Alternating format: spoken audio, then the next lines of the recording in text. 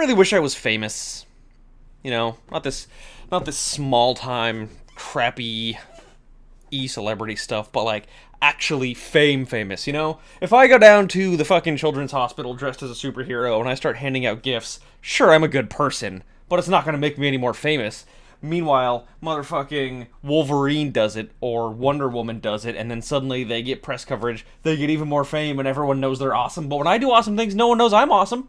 That sucks. You know? No one talks about the shit that I do. Probably because I don't do very important shit, but I don't want to talk about that right now.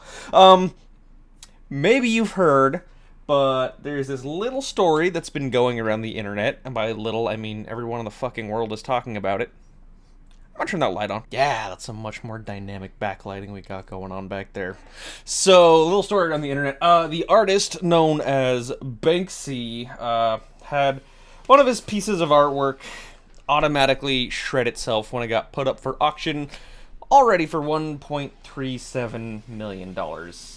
I find that funny because you don't really know how much money Banksy has, but you're assuming that if he's shredding other people's artwork for $1.37 million, that he's not exactly struggling financially himself, which makes it funny that he makes so many statements about capitalism stuff. Not wrong, mind you, not wrong. It's just interesting that maybe that's what makes someone a fucking artist. But that's what I want to talk about. What exactly makes something art? Basically, the overall assumption is that because this piece of art that Banksy created got shredded, it then became art itself after it was shredded, because to Sotheby's, I don't know how the fuck those Brits pronounce things, the art gallery, they said that it's the first time a piece of art has ever been shredded. But that thing originally went up in 2006. It's now, what year is it? 2018.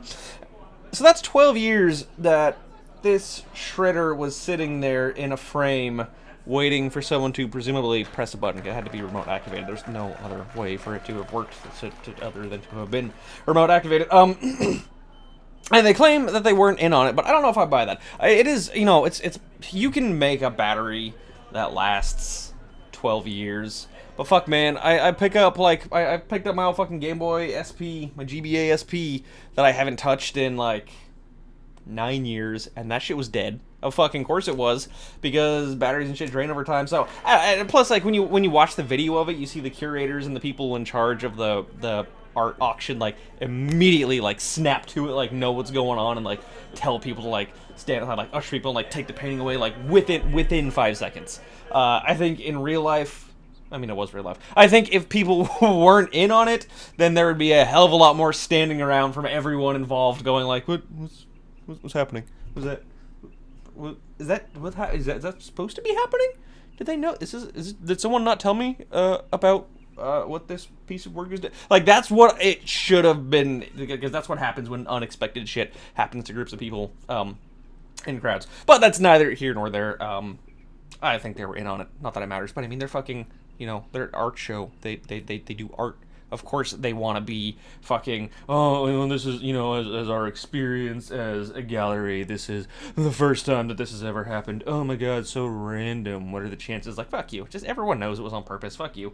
But anyways, yeah, so a lot of people are saying now that the value of the work has actually increased because of it, which I am inclined to believe, because why the fuck wouldn't it? That's what art is. Art is making a statement, and by having a one-of-a-kind piece of work, a one-of-a-kind copy of a piece of work that was originally stenciled onto the side of a building in 2002, but a one-of-a-kind piece of work does a one-of-a-kind thing for the first time in history, then it is then increased in value. It becomes more arty. It's art has become even more art. So yeah. So that's what art is. And like I said, this is a subject that is near and dear to me, because I am constantly torn between the idea of calling YouTube making art. My fucking toilet paper sitting right there. What are you doing? What are you doing back there? You just chilling? Just chilling? Yeah, I don't actually buy tissue paper, so I like to blow my nose with toilet paper. Oh, don't you say touch focus canceled. There we go. Yeah, we go. Anyways, I'm getting so off topic here. I love playing with my new camera, and I cannot help but dick around with it. Anyways, it's a near near and dear to my heart subject because I don't know ever whether or not I want to call this YouTube thing art, and it varies. I don't know, from the amount of creativity that I want to put in things like this, like a vlog. Like, is a vlog art?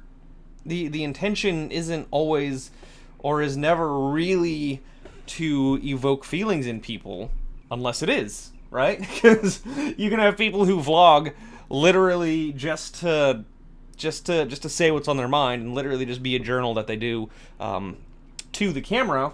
But also, you can make the purpose of vlogging to draw on an audience and to evoke feelings in viewers, and that's just that one aspect.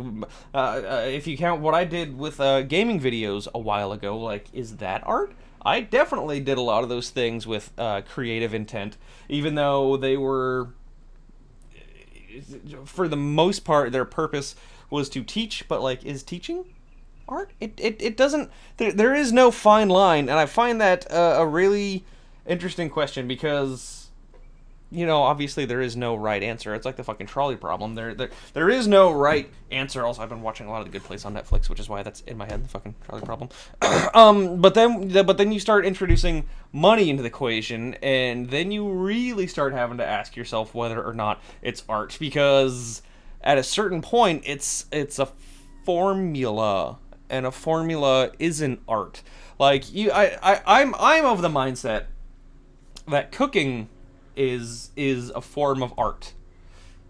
I think that there is creativity that you can use in the kitchen, in your dishes, and you can definitely evoke feelings in the people who are looking at it and eating it. But it's also on that same spectrum is fast food, which maybe originally started as someone wanting to create something great and to evoke feelings, but eventually that desire to create and evoke got turned into a formula somewhere along the way. That's weird. It got turned into a formula somewhere along the way, and now we have fast food, which is it's not culinary art. It's just what has been tried and true, tested and proven through millions of consumer interactions to be what people want, which is the opposite of art. It's the opposite of creativity, which is interesting, because then art then becomes the intention or the history or the story behind something, instead of the actual product that was made. A question that I got asked to me when I was in college was, is porn art?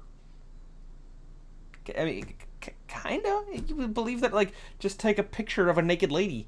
Like, where's the distinction between porn and art? Because a lot of people, I guarantee you, a lot of people back in the 1700s were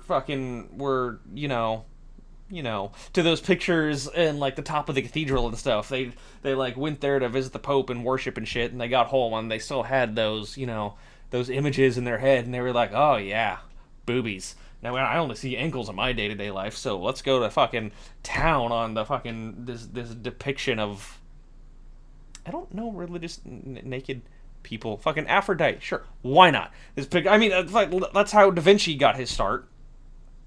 Not just doing the religious drawings, but, like, he literally just drew porn for people. So, like, that same style existed with the purpose of being self-pleasure for people, but that style was also used to evoke religious feelings. And what it basically boils down to is that the intent of the creator is probably the closest heuristic we can use to deciding whether or not something is art. And if that's the case, I don't fucking know. Because, of course, I'm on YouTube because I want to make money. Like, this fucking vlog isn't art to me.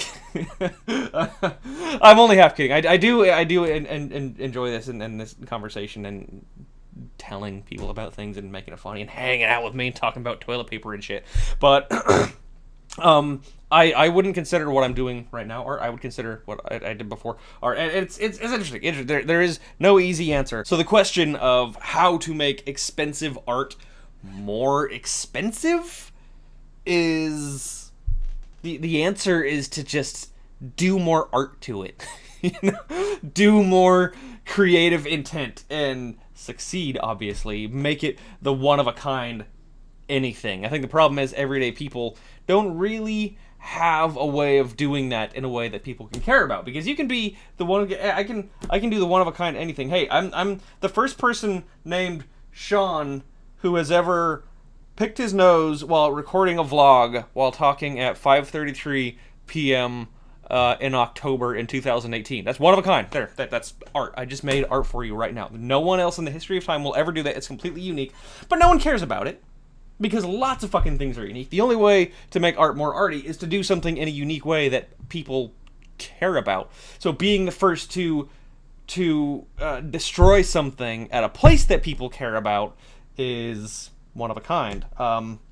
Putting a banana in a space shuttle is, or I'm sure they have a banana. Maybe they haven't. I don't know if bananas are very astronaut, nutrient dense food. But basically, that would be a one of a kind thing that people care about. And it's going back to what I was saying at the very beginning of the video. Like, basically, the only way to make art more art is to propagate on what other people care about, which is easier to do when something is already famous or already well known. People care when something goes into space.